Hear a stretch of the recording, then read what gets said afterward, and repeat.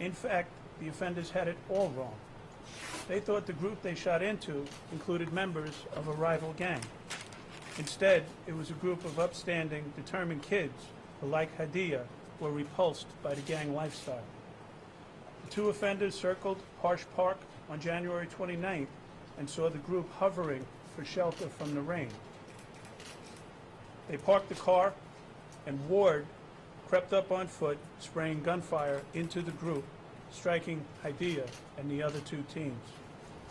The offenders fled, but with the persistence of our investigators, they have now been taken off of our streets.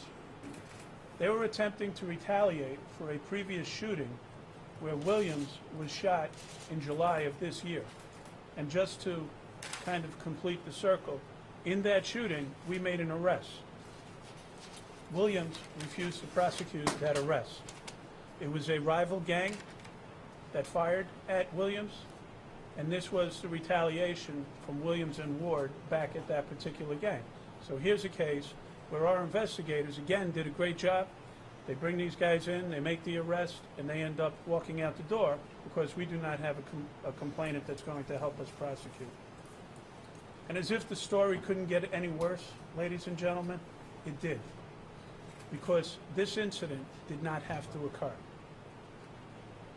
Michael Ward was arrested last year, and in January of 2012, he was arrested in 2011 for UUW, unlawful use of a firearm. And if mandatory minimums existed in the state of Illinois, Michael Ward would not have been on the street to commit this heinous act. He pled guilty in January of 2012 and was sentenced to 2 years probation. When we talk about mandatory minimums, we're talking about saving lives. I pointed it out to some of you who, during this particular investigation, they've handled it with grace and dignity. And the fact is, when I first met Cleopatra, the first things that we talked about was what would be the legacy of their daughter.